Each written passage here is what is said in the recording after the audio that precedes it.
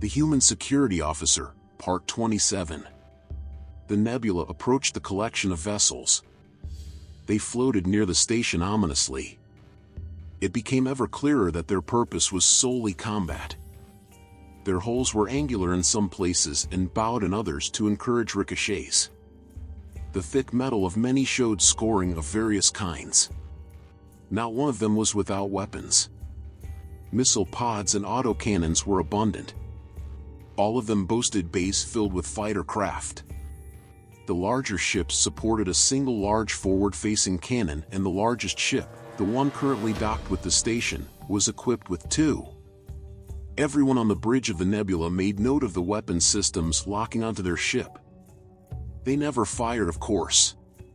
When the small ship came into range, they would eagerly snap to and follow, returning to a resting position when the nebula continued out of range. Finally, they finished following the course laid out for them. The blue nebula came to rest in one of the many hangar bays of a smaller vessel that had been sitting close to the docked flagship. Emblazoned on its side were the words UESS Yosa in blocky white font. It was smaller only in comparison to its accompanying fleet. In any other context, it would have been considered a hulking monster of a ship. Deeg addressed the crew from his captain's chair, informing them that this stop would include no leave for them. Given the nature of the destination and the many complications that could arise, he asked that they remain with the nebula while he, Gareth, Tunny T, and Penelope disembarked. Not many of the crew were eager to disobey the request. In short order, the cargo bay door was lowering and the four exited the nebula. The three non-humans were in full habsuits while Pen enjoyed the rare chance to dress normally. As they walked off the ship, Deeg paused, waiting for a sudden change in weight. The suit would help, of course, but he was sure he'd feel some difference. There was, but it wasn't nearly as harsh as he'd expected. "We've taken the liberty of altering the gravity on certain sections of the ship for you. It may not be as low as you're used to, but we hope it makes things at least a bit more comfortable." A short young human stood before them, dressed not in armor nor military fatigues like Pen's, but in a muted blue and gray ensemble. The top extended past his waist down to his knees like a shirt and skirt in one. He wore similarly colored pants underneath and simple laceless shoes. "My name is Martin." "Pleasure to meet you, Martin." "I am Deeg, Captain. This is my first mate Gareth, our very talented xenobiologist Tunny T, and our security officer Penelope." The man gave a curt bow to each of them before speaking. "Welcome. If you are wondering, no, I am not military, merely an assistant to the Yosa's captain while he's in system. He has asked that I escort you to his quarters to discuss your concerning cargo, and so that he might thank you personally for its safe return. Please follow me." He turned and walked towards an open set of doors. As they walked, the nebula's crew became acutely aware of the size difference between themselves and humans. The hallways seemed long and needlessly tall. On the nebula, it was as if Penelope was just absurdly large, but here, it was the three of them who were uncomfortably tiny. The three non-humans also finally got a real sense of their companion's size. Penelope stood taller than most of the soldiers they passed on their way. Her shoulders were broad, her frame built heavy. Almost every human here had trained themselves for combat. Penelope clearly showed the fruits of a great many years of such labor. It didn't take long to notice the number of eyes they were drawing.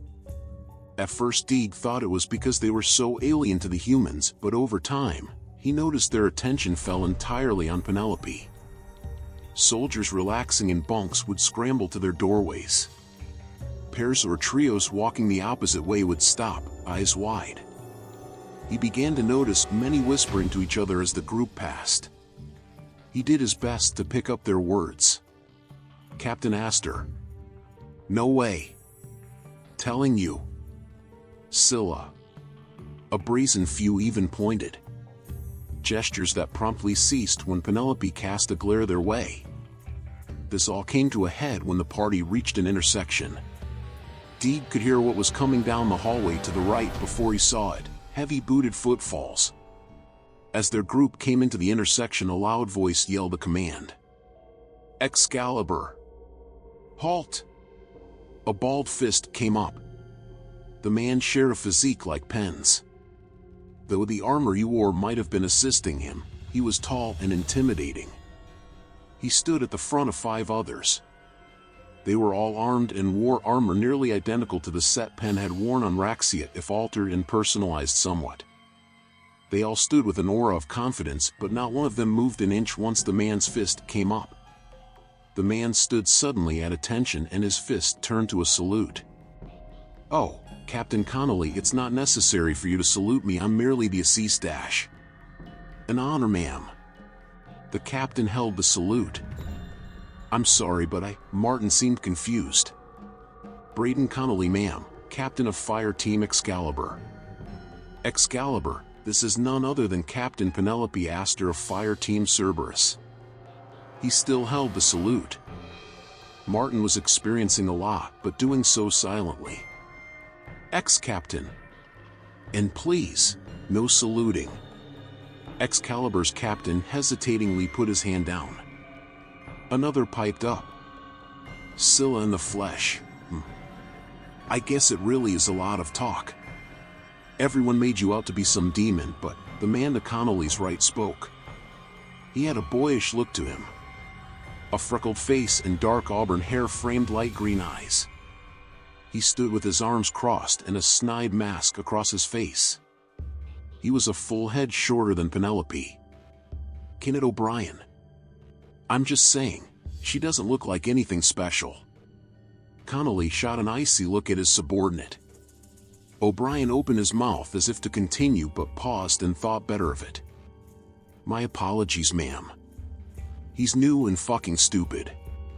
It's just a bit of professional competitiveness. O'Brien here is Excalibur's close combat specialist." A woman just behind Connolly chuckled and leaned forward. "Yeah, and all meter and a half of him has a complex." The others began laughing. "Shut up." O'Brien turned to his squad mates. "Anyway," Connolly tried to stifle a smirk, "it was a pleasure to meet you, ma'am. If you're on board for a time, I'd love to speak, but you've got business with the captain." "I won't keep you." Martin had collected himself. Yes. "Miss, Captain Astor has urgent business. Please this way." Excalibur's captain once again stood at attention and saluted. Though Penelope didn't return it, he held the salute until she was through the intersection. Only once they were gone did Fire Team Excalibur continue on their own way. "My sincerest apologies, Captain Astor, I had no idea." Again, ex-captain, and Penelope is fine. "It isn't me who has business with the captain of Viosa, it's Captain Deeg. I am simply helping." "Ha! You know they never mention your sense of humor, Miss Astor. Anyway, we are close to the captain's personal quarters. Just this way, he should be in his office." Martin led them up a short elevator and into a smaller hallway.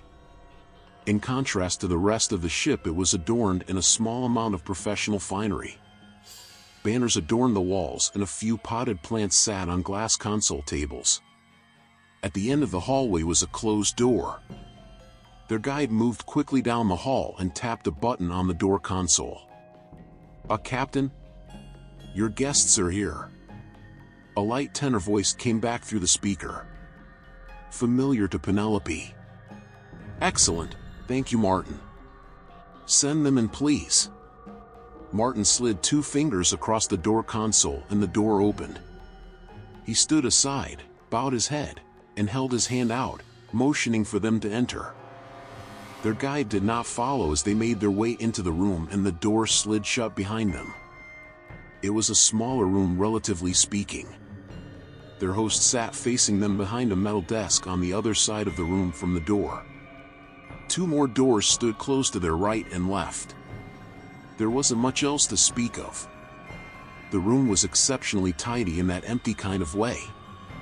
The only other things of note were a few chairs that had clearly been brought in for this specific occasion.